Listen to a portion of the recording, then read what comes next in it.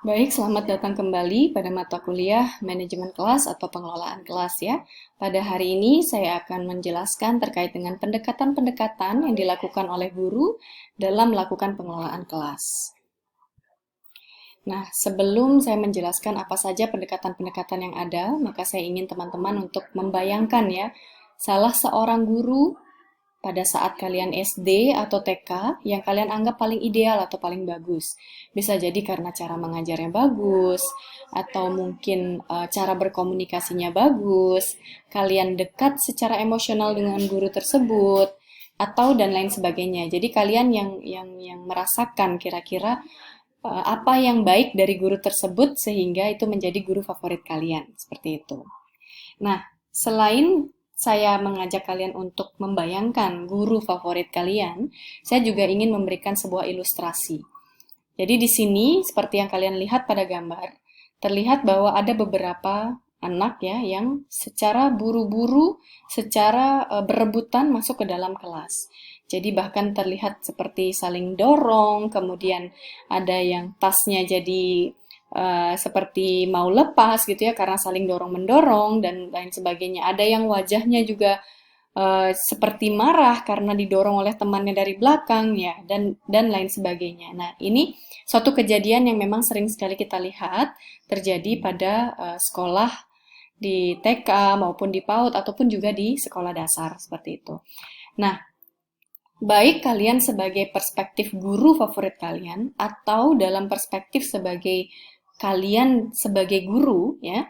Jadi saya ingin kalian membayangkan kira-kira mana yang akan kalian lakukan dari empat pilihan ini gitu. Karena boleh kalian menggunakan perspektif dari guru favorit kalian. Jadi jika guru favorit saya mengalami atau melihat suatu kejadian itu yang ada di dalam kelas seperti anak-anak yang bergerombol tadi, maka guru saya akan melakukan yang ini gitu misalnya. Atau sebagai diri kalian sendiri, kalau kalian jadi guru, kira-kira kalian akan memilih melakukan yang mana ya. Pilihan yang pertama, sebagai guru A gitu ya, saya akan menunggu sampai mereka tiba di kelas. Setelah itu, saya akan berbicara dengan nada yang tenang, namun cukup tegas bahwa tidak ada yang masuk ke dalam kelas rebutan, harus berjalan satu persatu. Saya akan membawa mereka keluar lagi dan membariskan mereka sampai semua tenang, lalu mengizinkan mereka masuk satu persatu ke dalam kelas. Nah, ini guru yang pertama, dia akan melakukan tindakan itu.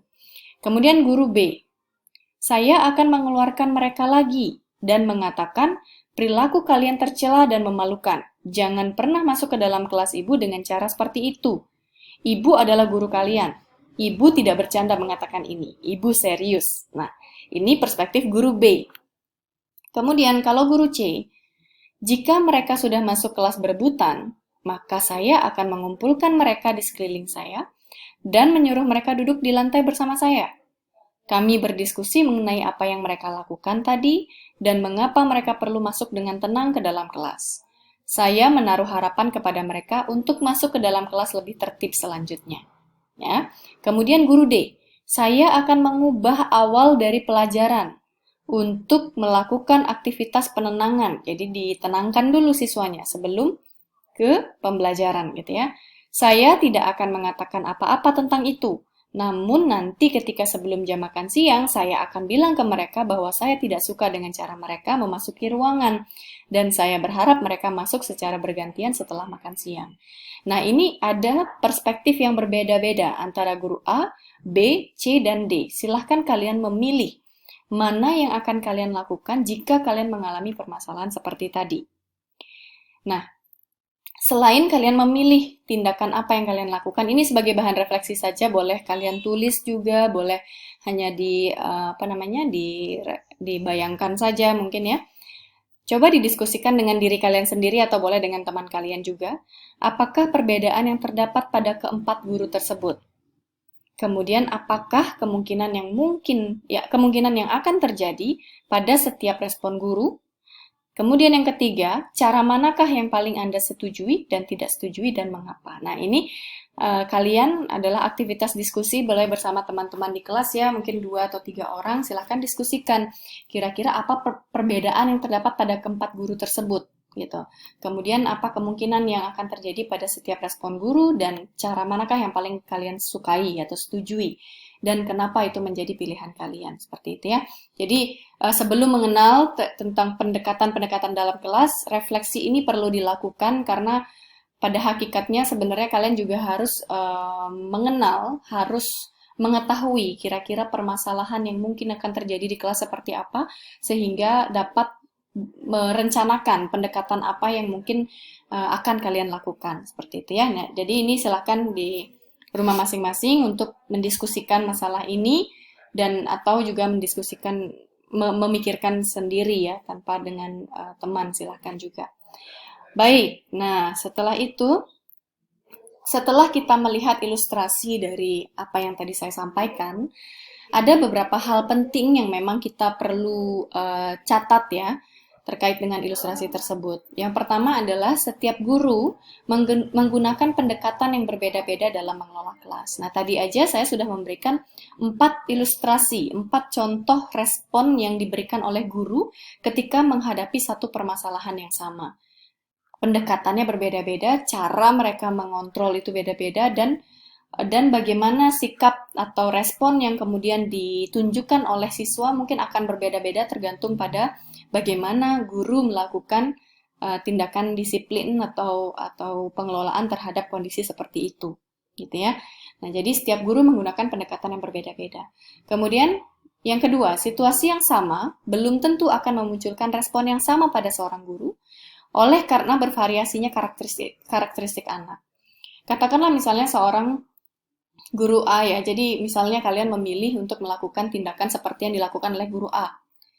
Nah, dengan karakteristik anak yang berbeda-beda, maka respon yang diberikan oleh anak terhadap apa yang dilakukan guru tentu akan berbeda. Ya, jadi ada anak yang merespon dengan baik. Oh iya ya, benar ya. Berarti saya harus lebih tertib. Tapi ada anak yang kemudian merespon dengan kebalikannya. Dia malah marah, misalnya seperti itu. Dia malah marah dan dia malah nggak mau mengikuti apa yang dikatakan oleh gurunya. Seperti itu. Jadi, respon yang diberikan anak itu akan berbeda-beda tergantung dari karakteristik dari anak tersebut. Gitu ya.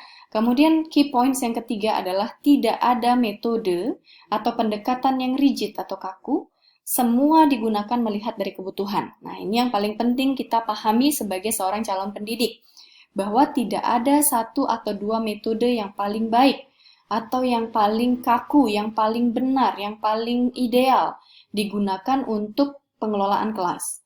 Tetapi yang kita harus lihat adalah bagaimana kebutuhan yang ada di dalam kelas tersebut dengan mempertimbangkan karakteristik dari anak di kelas tersebut.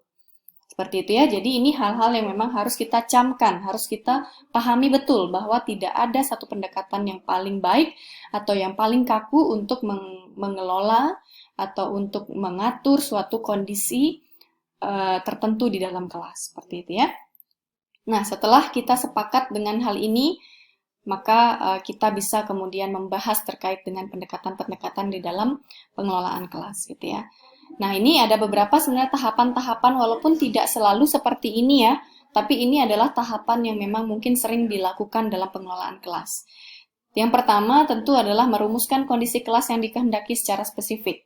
Jadi seorang guru itu harus mengetahui, harus memiliki planning, kira-kira apa yang akan saya lakukan atau saya berikan kepada anak-anak saya di dalam kelas, seperti itu.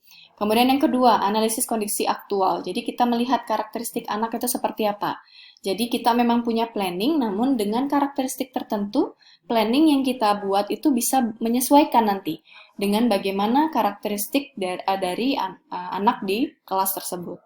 Kemudian yang ketiga, memilih pendekatan yang paling tepat, ya, paling tepat dengan kondisi yang ada di lapangan, seperti itu. Kemudian menerapkan strategi dalam manajemen kelas, dan kemudian terakhir menilai efektivitas dari manajemen kelas. Jadi karena metode atau pendekatan yang kita lakukan pada anak itu memang mungkin berbeda-beda ya, kemudian kita di akhir kita juga harus melihat bagaimana efektivitasnya. Apakah yang metode yang kita gunakan atau pendekatan yang kita gunakan itu efektif untuk mengelola perilaku-perilaku yang seperti itu. Kemudian kalau tidak efektif, apakah saya harus mengubah cara saya? Lalu mengubah metode saya dan lain sebagainya, seperti itu. Jadi guru perlu melakukan evaluasi secara rutin untuk melihat efektivitas dari pendekatan atau metode yang kita gunakan dalam pengelolaan kelas, gitu ya. Nah, kita langsung lanjut pada pendekatan dalam pengelolaan kelas. Nah, pada dasarnya pendekatan dalam pengelolaan kelas itu ada banyak sekali jenisnya. Dan memang seperti yang saya sampaikan tadi, bahwa tidak ada yang kaku atau rigid terkait dengan pendekatan pengelolaan kelas ini. Namun, teman-teman semua perlu tahu, perlu paham. Ada beberapa jenis pendekatan dalam pengelolaan kelas yang bisa kita gunakan ataupun bisa kita gabungkan untuk menjawab kebutuhan-kebutuhan di lapangan, seperti itu ya. Nah, pendekatan yang pertama yaitu pendekatan otoriter atau authoritarian. Nah, di sini kalau secara simpelnya pendekatan otoriter itu adalah pernah mungkin teman-teman merasakan atau mungkin mendengar anak-anak didik yang mengatakan gurunya itu killer, gitu ya. Nah, guru killer itu biasanya guru-guru yang seperti apa? Guru-guru yang biasanya kebanyakan ya, yang sering marah kalau anak didiknya itu tidak melakukan apa yang dia mau, seperti itu misalnya. Atau memberikan hukuman-hukuman yang agak menakutkan gitu sehingga anak didiknya menjadi takut dan menganggap guru itu sebagai guru killer. Kemudian guru itu dinilai keras, kasar dan kurang hangat ya. Sering menggunakan hukuman yang disepakati di sekolah ya. Jadi sering menggunakan hukuman-hukuman yang memang sudah disepakati. Jadi salah satu metode dia untuk mendisiplinkan peserta didik adalah dengan menggunakan hukuman dan itu sering dilakukan seperti itu. Sehingga membuat anak-anak itu kemudian takut sama dia seperti itu ya. Kemudian pentingnya peraturan, jadi guru-guru yang melakukan pendekatan otoriter ini menganggap peraturan itu sangat-sangat penting sehingga itu harus dibuat di awal pembelajaran gitu ya. Kemudian menganggap bahwa anak-anak tidak akan bisa diam atau tertib jika guru tidak ada gitu. Jadi ini udah persepsi guru yang otoriter, dia menganggap bahwa anak-anak itu tidak akan bisa tertib atau diam ketika dia tidak ada gitu. Itu persepsi yang dibawa oleh si guru yang otoriter. Kemudian guru pun harus konsisten dalam menaati peraturan yang telah disepakati. Jadi guru yang otoriter itu sebenarnya tidak hanya menyuruh anak didiknya untuk melakukan atau menaati peraturan-peraturan yang ada di kelas, namun juga guru tersebut harus menaati peraturan itu. Gitu ya. Jadi itu dibuat peraturan semua itu dibuat dengan cukup rigid oleh guru-guru yang otoriter. Sehingga jika ada yang melanggar baik itu siswa maupun guru, maka akan diberikan sanksi-sanksi atau hukuman-hukuman gitu ya. Nah, menurut teman-teman semua, kira-kira bagaimana dampak anak yang dididik dengan pendekatan ini? Seperti yang saya sudah sempat singgung tadi juga, mungkin akan ada anak-anak yang takut. Dan takut ini membuat anak itu jadinya tidak termotivasi untuk belajar. Pernahkah kalian pada saat SMP atau SMA gitu ya, mungkin takut dengan pelajarannya karena pada awalnya dia takut dengan gurunya gitu. Tidak suka dengan pelajarannya karena dia tidak suka atau takut dengan gurunya, seperti itu. Jadi dampaknya adalah kemungkinan dia jadi tidak menyukai pelajarannya. Padahal sebenarnya dia awalnya tidak menyukai gurunya. Namun karena gurunya mengajarkan itu, maka akhirnya pelajarannya pun jadi tidak disukai. Nah, ini adalah konsep asosiasi dari psikologi teori behavioristik ya, yang mengatakan bahwa akan adanya satu hal gitu ya, stimulus itu bisa diasosiasikan dengan stimulus yang lain untuk memberikan respon yang diharapkan seperti itu. Sehingga yang tadinya padahal gurunya yang killer, tapi ternyata akhirnya pelajarannya yang jadinya tidak disukai gitu. Nah, sering akhirnya kenapa? Mungkin dulu ya banyak guru matematika yang cukup killer sehingga akhirnya banyak peserta didik yang membenci matematika padahal sebenarnya gurunya yang tidak disukai tapi pelajarannya jadi tidak disukai juga seperti itu. Nah, ini adalah beberapa contoh ya dari guru-guru yang killer atau menggunakan pendekatan otoriter untuk melakukan pengelolaan kelas.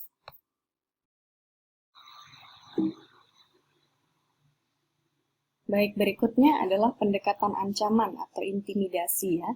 Jadi pada pendekatan ancaman ini, guru itu biasanya memberikan ancaman kepada peserta didiknya. Pendekatan ini biasanya harus dilakukan dalam taraf yang wajar ya. Jadi ancaman-ancaman yang diberikan itu tarafnya wajar. Jika berlebihan, dimungkinkan bahwa peserta didik akan lebih bersikap represif dan melukai perasaan peserta didik gitu ya. Jadi walaupun guru melakukan ancaman atau intimidasi seperti itu sih, namun tetap harus dilakukan dengan taraf kewajaran gitu ya. Bukan berarti tidak diperbolehkan menggunakan ancaman ya. Ini diperbolehkan dilakukan jika situasi kelas sangat tidak bisa dikendalikan. Karena ada beberapa karakteristik tertentu di dalam kelas itu ya, di mana anak-anak mungkin sangat nakal. Input di sekolah tersebut tidak terlalu baik, sehingga banyak anak yang nakal, tidak bisa dikendalikan, kemudian saling mengganggu teman-teman yang lain, seperti itu ya, sehingga guru diperbolehkan untuk menggunakan ancaman dalam taraf kewajaran, gitu ya. Jadi taraf kewajaran yang seperti apa? Nah, ancamannya jangan aneh-aneh gitu. Ancamannya misalnya, nanti saya suruh kalian nanti temu saya di mana gitu, kemudian disuruh ngapain gitu kan, itu udah di luar dari konteks sekolah gitu ya. Sehingga jangan melakukan tindakan-tindakan seperti itu. Ancaman-ancaman yang diberikan dalam taraf yang wajar saja, misalnya nanti tidak diberikan kesempatan untuk mengikuti pelajaran selanjutnya, misalnya seperti itu. Nah, tapi tetap hal itu juga tidak boleh sering-sering dilakukan oleh guru ya, karena nanti menjadi kebiasaan dari anak-anak itu, jadi dia terbiasa diancam, sehingga akhirnya dia juga merasa kayak, ini kok ada ancaman terus, kemudian dia merasa tidak nyaman, dan akhirnya tidak terbangunlah kedekatan yang baik antara guru dengan siswanya, seperti itu ya. Kemudian, itu yang kedua, kemudian pendekatan ketiga adalah pendekatan permisif atau kebebasan. Pada pendekatan ini, pada intinya adalah menekankan perlunya memaksimalkan kebebasan peserta didik. Ya, jadi campur tangan guru hendaknya seminimal mungkin dan berperan sebagai pendorong mengembangkan potensi peserta didik secara penuh. Ya, jadi di sini pada dasarnya guru itu memberikan kebebasan kepada peserta untuk belajar sesuai dengan apa yang dia kehendaki, seperti itu. Nah, pendekatan ini sebenarnya sering juga disamakan dengan pendekatan demokratis, walaupun sebenarnya agak berbeda. Di mana pendekatan demokratis ini adalah pendekatan yang memberikan kebebasan, tetap memberikan kebebasan, namun masih ada masih ada koridor-koridor yang harus dipatuhi, gitu ya. Jadi jarang guru dengan pendekatan demokratis ini jarang menggunakan perintah atau hukuman, lebih banyak membangun komunikasi dan berdiskusi dengan anak.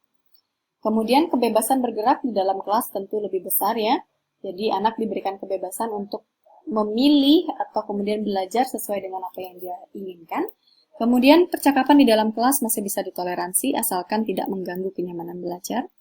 Kemudian anak bertanggung jawab atas perilakunya, seperti itu ya. Jadi pada pendekatan demokratis ini sebenarnya sering sekali dilakukan di negara-negara barat. Namun jarang dilakukan di negara kita gitu ya, karena kondisi atau karakteristik dari peserta didiknya yang berbeda-beda. Kalau mereka, karena memang budaya di barat itu terbiasa dengan budaya yang cukup demokratis, dalam arti adalah ketika anak melakukan suatu kesalahan, maka anak diajak untuk diskusi. Nah, sekarang kita di Indonesia sudah mulai banyak orang tua maupun guru yang memberlakukan metode seperti itu. Namun mungkin belum bisa kita seragamkan pada semua daerah atau semua wilayah seperti itu ya. Jadi ada yang sudah bisa melakukan itu dengan peserta didik atau anak, dan kemudian mereka bisa juga melakukan itu. Anak terbiasa dengan itu, tapi ada juga yang memang masih lebih sering menggunakan pendekatan-pendekatan yang otoriter seperti itu ya. Nah, kira-kira dengan pendekatan permisif ini, apa kelemahannya dari metode ini ya? Nah, kelemahannya tentu sebenarnya pasti ada ya. Karena walaupun kita seperti melihat pendekatan ini adalah suatu pendekatan yang cukup ideal, di mana anak diberikan kebebasan, namun masih ada koridor-koridor yang harus dipatuhi. Ya, jadi kelemahannya adalah ketika anak itu tidak terbiasa, misalnya orang tuanya di rumah tidak pernah menerapkan metode seperti ini, metode demokratis maupun yang mengedepankan kebebasan. Namun ketika guru menerapkan ini, maka mungkin anak itu tidak terbiasa untuk mengekspresikan apa yang ingin dia sampaikan, gitu ya, sehingga anak cenderung diam. diberikan kebebasan namun dia tidak menggunakannya dengan baik. Kemudian ditanyai mengenai pendapatnya, dia tidak menyampaikannya karena dia tidak terbiasa menggunakan metode ini ketika dia di rumah. Seperti itu. Sehingga akhirnya metode ini tidak berjalan dengan baik.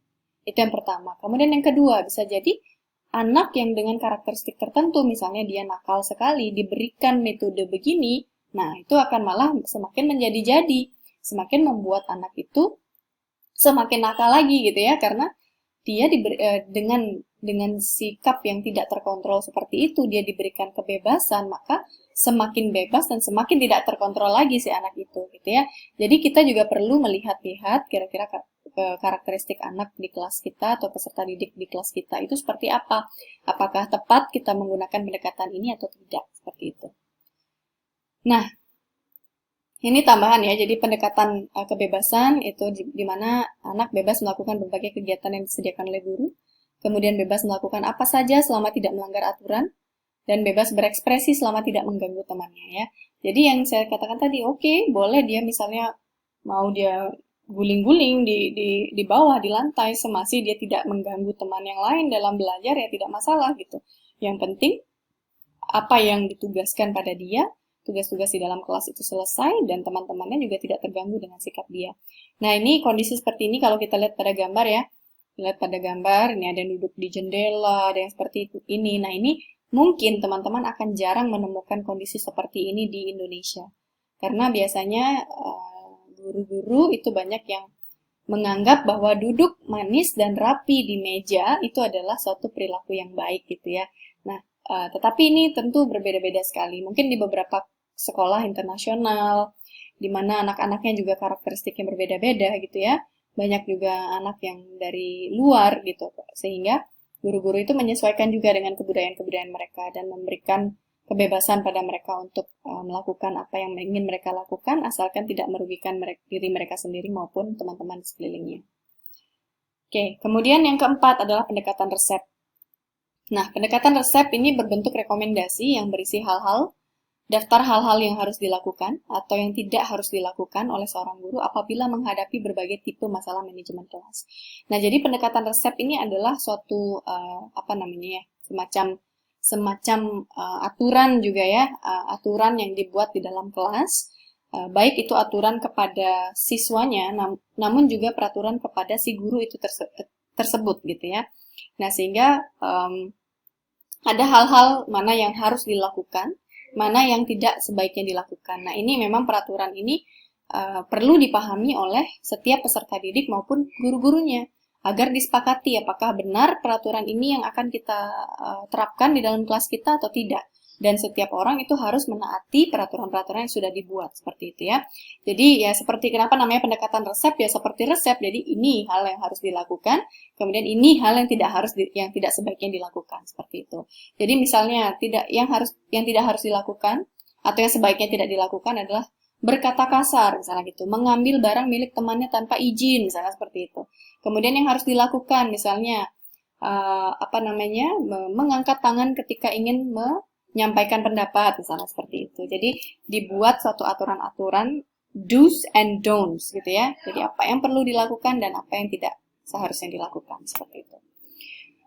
Nah, ini juga beberapa contoh peraturan-peraturan dalam kelas ya. Misalnya raise your hand to leave your seat. Jadi angkat tangannya ketika meninggalkan tempat duduk.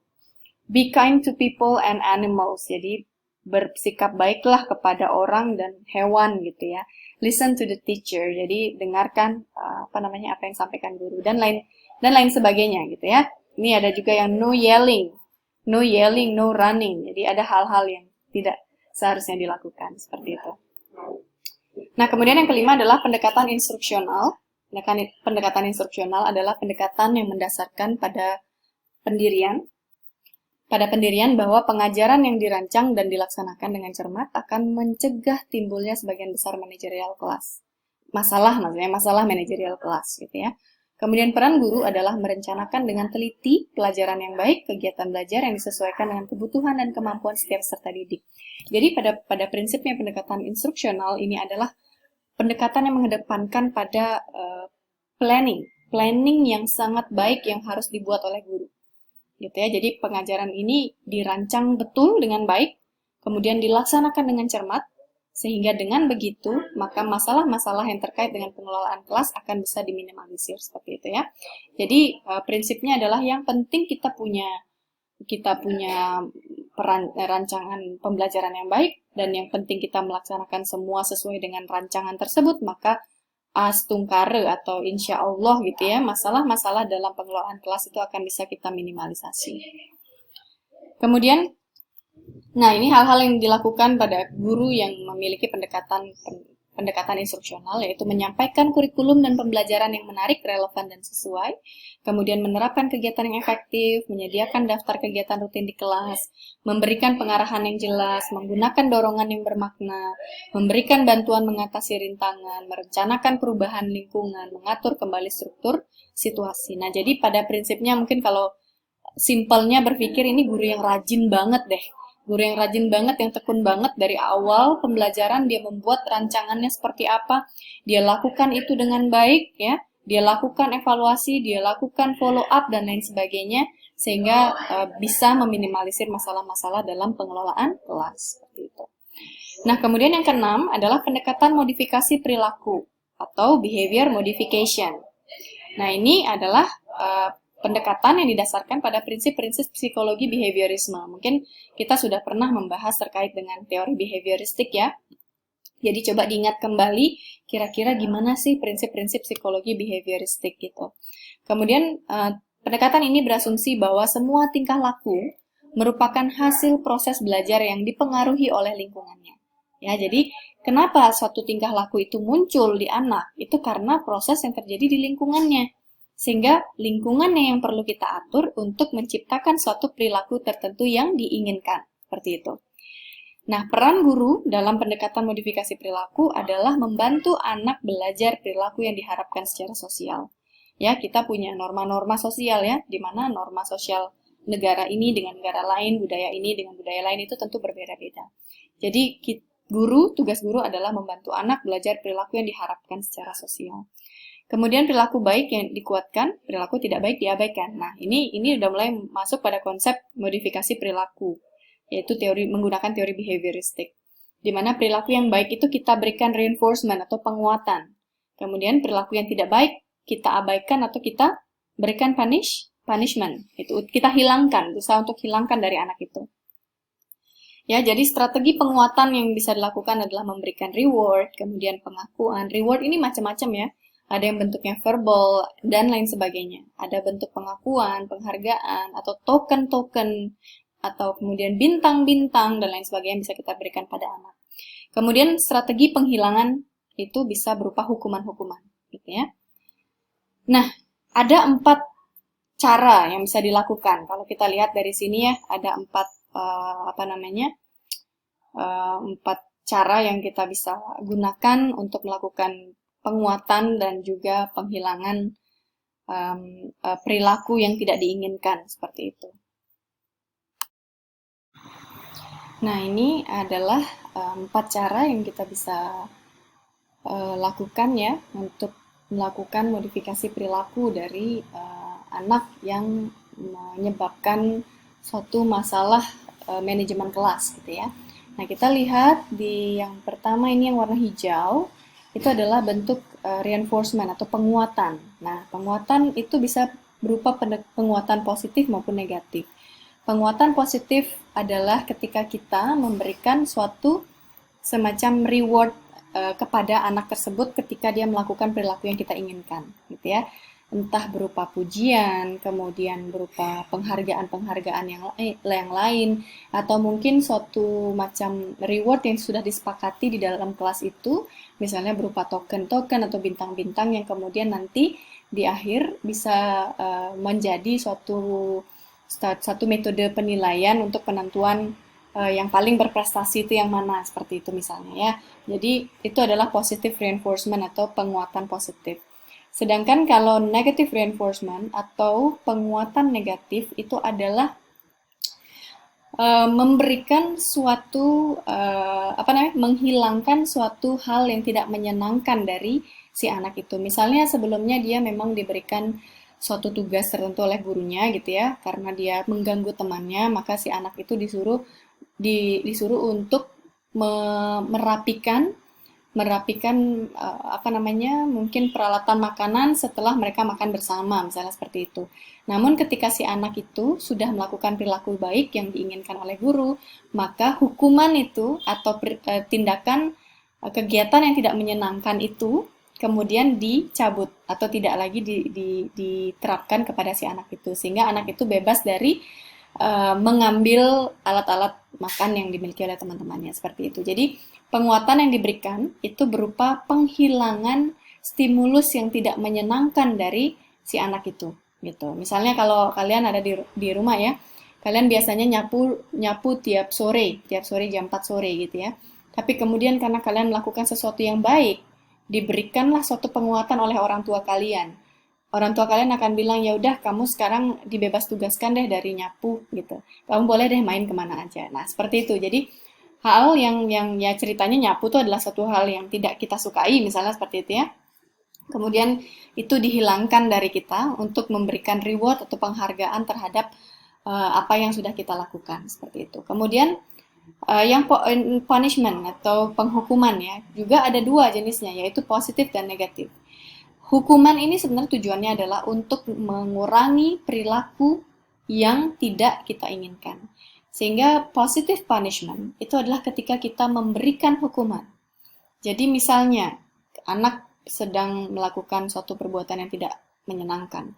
Kemudian kita sebagai guru menyuruh mereka untuk oke, kamu nyapu atau kamu melakukan mengumpulkan setiap ada tugas kamu bertugas mengumpulkan tugas-tugas yang dibuat oleh teman-temannya. Misalnya seperti itu. Jadi itu positive punishment untuk memberikan hukuman dalam rangka mengurangi perilaku-perilaku yang tidak baik dari si anak itu.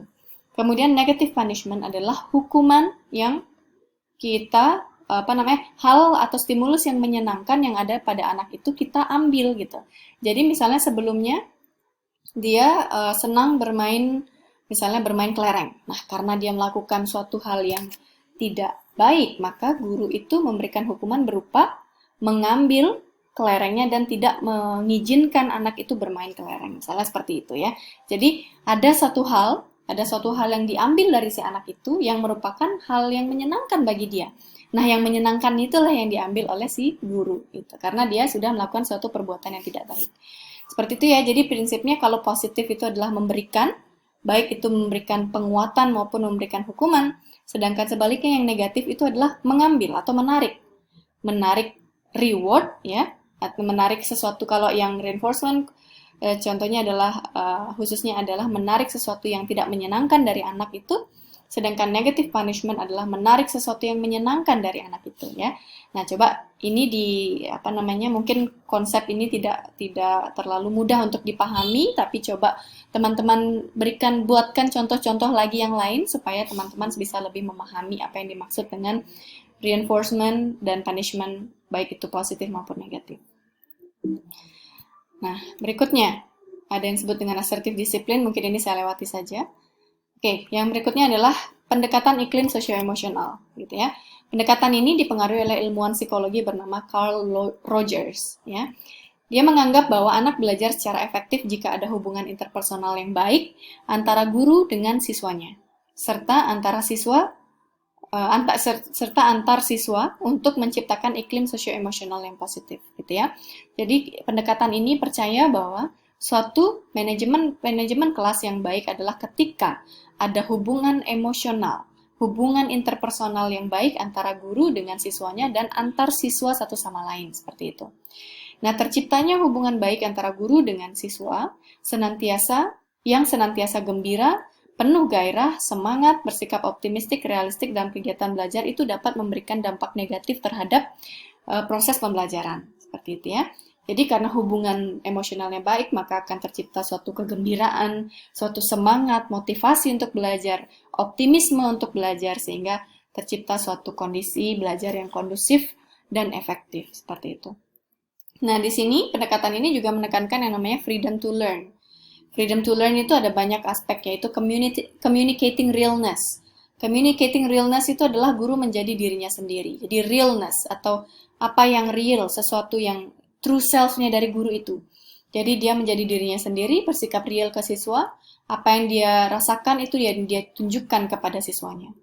Kemudian communicating acceptance, jadi dia menunjukkan penerimaan dan kepercayaan terhadap siswa, terhadap kemampuan siswa, dan yakin akan kemampuan siswa, peduli juga dan juga menghargai segala hal yang ditunjukkan oleh siswa tersebut. Kemudian communicating empathetic understanding, yaitu guru memahami sudut pandang siswa, guru sensitif terhadap perasaan siswa ya. Jadi tidak hanya berpusat pada guru, bahwa siswa harus memahami apa yang disampaikan guru, tapi guru juga harus memahami bagaimana sudut pandang siswa, bagaimana siswa itu berpikir, bagaimana perasaan-perasaan siswa seperti itu ya. Kemudian ada effective communication, yaitu berkomunikasi secara efektif dengan siswa, kemudian mau mendengar, tidak hanya didengar ya. Jadi tidak hanya ingin didengar tapi juga mau mendengar apa yang disampaikan oleh siswa seperti itu.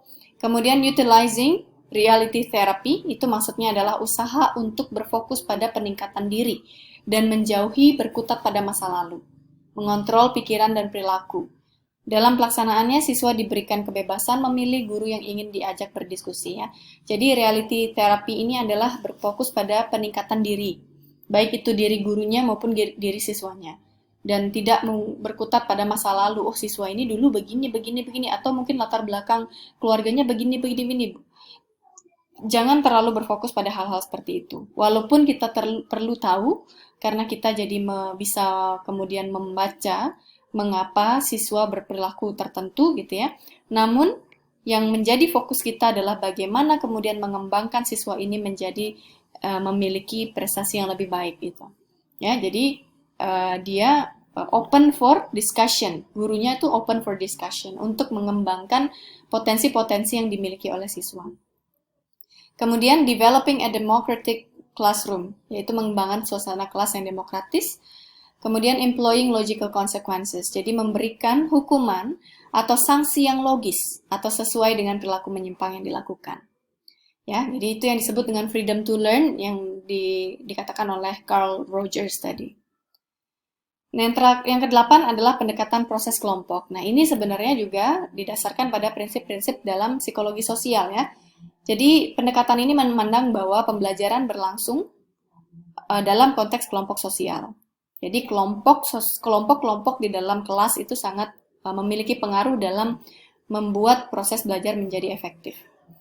Membuat kelompok belajar namun tetap memperhatikan kontribusi individual ya, walaupun kelompok belajar itu dinilai sebagai hal yang baik untuk dilakukan, namun juga kontribusi individual tetap tidak bisa kita abaikan, seperti itu. Kemudian peran guru adalah menciptakan dan membina solidaritas, produktivitas, dan hasil dari kelompok. Gitu ya. Kemudian guru sebagai fasilitator, menemani saat diskusi dan memberikan arahan ya. Jadi di sini sudah pendekatan proses kelompok ini memang menggunakan pendekatan yang cukup modern ya, dalam arti bahwa guru itu bukan lagi sebagai the center of everything, jadi pusat segala-galanya. Namun siswalah sebagai pusat, jadi student centered, di mana guru itu hanya bertugas untuk memfasilitasi bagaimana siswa tersebut belajar. Seperti itu ya. Nah, keunggulan dari pendekatan ini yaitu di mana anak bisa saling membantu ya. Anak yang pintar bisa membantu yang kurang pintar ya. Kemudian anak merasa nyaman karena belajar bersama yang seumuran gitu ya. Jadi saling memotivasi secara tidak sadar, sebenarnya satu anak dengan yang lain itu saling memotivasi satu sama lain sehingga menimbulkan suatu kenyamanan dalam belajar. Kemudian kelemahan dalam pendekatan ini adalah intimidasi. Jadi mungkin kalau bagus situasi kelompoknya, mungkin anak yang pintar akan diajarin sama anak yang kurang pintar diajarin sama yang pintar. Namun, jika kondisinya atau kelompoknya kurang kondusif, maka mungkin malah terjadi intimidasi. Jadi anak yang kurang pintar malah didiskriminasi oleh teman-temannya, diintimidasi oleh teman-temannya, seperti itu. Kemudian, ada yang juga disebut dengan social loafing. Jadi, di mana ada beberapa orang mungkin ya, di dalam kelompok itu yang akhirnya tidak melakukan tugasnya. sehingga dia mengandalkan temannya aja untuk menyelesaikan tugas kelompok itu. Jadi ada anak-anak yang mengambil kesempatan untuk tidak ikut berkontribusi di dalam pekerjaan atau tugas-tugas kelompok gitu ya. Nah, kemudian yang terakhir adalah groupthink, yaitu ini adalah memang satu pola yang terjadi ketika kita berkelompok, di mana pemikiran kelompok itu akan kita jadikan sebagai pemikiran semua otak gitu ya. Jadi misalnya ada 10 orang di dalam kelompok, kemudian satu pemikiran itu yang mungkin diyakini oleh 5-6 orang, dan kemudian diyakini sebagai pemikiran kelompok. Dan empat orang lainnya walaupun punya pemikiran yang berbeda, akhirnya dia mengikuti apa yang dipikirkan oleh kebanyakan orang di dalam kelompok itu gitu ya. Jadi ada groupthink, di mana groupthink ini belum tentu benar karena kebanyakan yang berpikir seperti itu, maka akhirnya ngikutlah yang lain gitu, padahal sebenarnya belum tentu benar seperti itu. Nah, ini mungkin sering sekali terjadi di dalam proses kelompok. Nah, ini ada proses pembentukan kelompok, mungkin tidak perlu saya jelaskan secara lebih detail ya, karena ini memang proses pembentukan kelompok ini akan terjadi juga akan dilakukan juga oleh guru dan dialami oleh peserta didik, namun mungkin tidak perlu saya elaborasi dengan lebih panjang. Nanti teman-teman bisa membaca pada PowerPoint yang akan saya bagikan pada teman-teman semua ya. Nah, ini forming, proses pembentukan kelompok, storming, penyesuaian ya, penyesuaian di dalam kelompok, kemudian norming, tahap penerimaan, kebiasaan-kebiasaan di dalam kelompok, kemudian performing, sudah terbiasa, kemudian mulai menunjukkan kinerja, kemudian adjourning ketika kelompok itu sudah dibubarkan, jadi sudah selesai, dan melakukan refleksi terhadap apa yang ditampilkan pada kelompok tersebut. Ya, jadi ini kita lewatkan saja. Untuk yang ingin lebih tahu lebih jelas terkait ini, bisa kalian diskusikan dengan saya. Kemudian yang terakhir adalah pendekatan eklektik atau pluralistik. Nah, guru menggunakan variasi, di pendekatan ini guru menggunakan variasi dari sudut pandang, prosedur, dan teknik, sehingga dapat melayani masing-masing konsep sesuai dengan kebutuhannya dan sesuai dengan ciri khas masalah yang dihadapi oleh peserta didik. Dari berbagai pendekatan tersebut, seorang guru berhak memilih dan mengembangkan berbagai pendekatan dalam pengelolaan kelas sesuai dengan kemampuannya sendiri. Nah, jadi eklektik ini sebenarnya lebih fleksibel, dalam arti adalah guru itu sebenarnya bisa menggabungkan beberapa pendekatan. Misalnya pendekatan sosio-emosional dia gabungkan dengan pengajaran, dia gabungkan dengan resep gitu ya. Sehingga terbentuk suatu pendekatan yang menurut dia adalah pendekatan terbaik untuk menangani anak-anak di dalam kelasnya gitu. Seperti itu ya. Jadi eklektik itu intinya adalah guru itu menggunakan kreativitasnya, menggunakan nalarnya untuk memilih pendekatan-pendekatan, prinsip-prinsip atau metode-metode yang memang kemudian dia kombinasikan, yang akhirnya membuat menciptakan suatu pendekatan yang paling baik atau yang paling cocok dengan kondisi anak-anak di kelas tersebut. Ya, oke. Nah, itu terkait dengan pendekatan di dalam pengelolaan kelas gitu ya. Nah, untuk selanjutnya saya ingin teman-teman untuk membuat suatu berdiskusi dengan dengan teman-teman lainnya untuk menjawab permasalahan yang akan saya tampilkan pada slide berikutnya.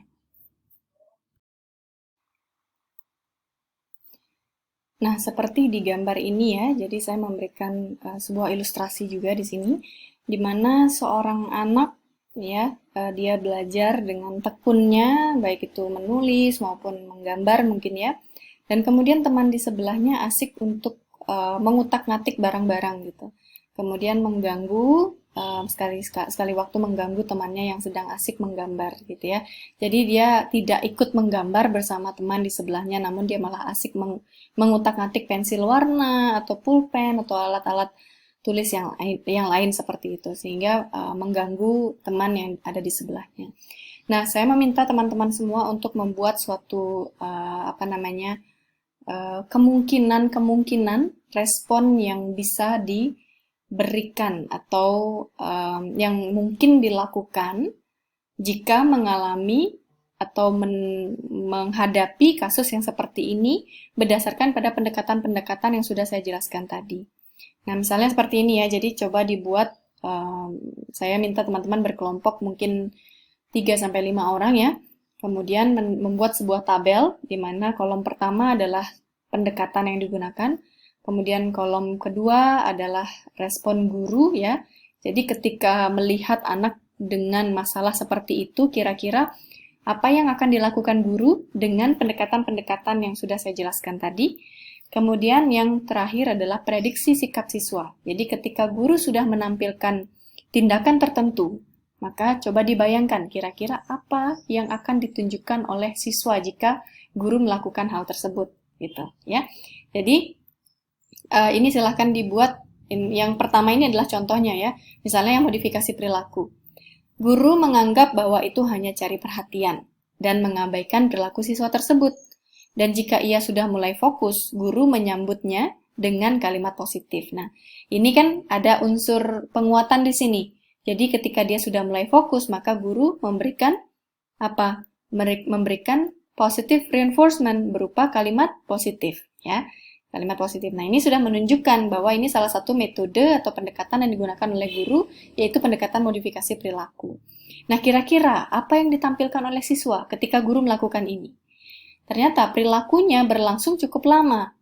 Lalu karena diabaikan, maka lama-lama ia akan bosan dan mau fokus pada tugasnya lagi. Nah, ini prediksi sikap siswa jika guru itu mengabaikan. Karena di sini kan ada kata mengabaikan ya di kalimat ini.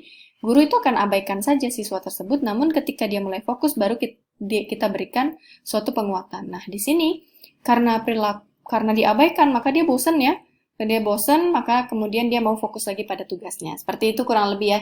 Nah, prediksi sikap atau respon guru ini sebenarnya tidak hanya satu.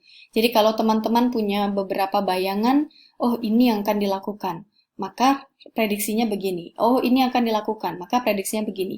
Jadi pada satu pendekatan, mungkin teman-teman bisa membuat 2-3 respon ya. 2-3 respon, tidak hanya satu saja.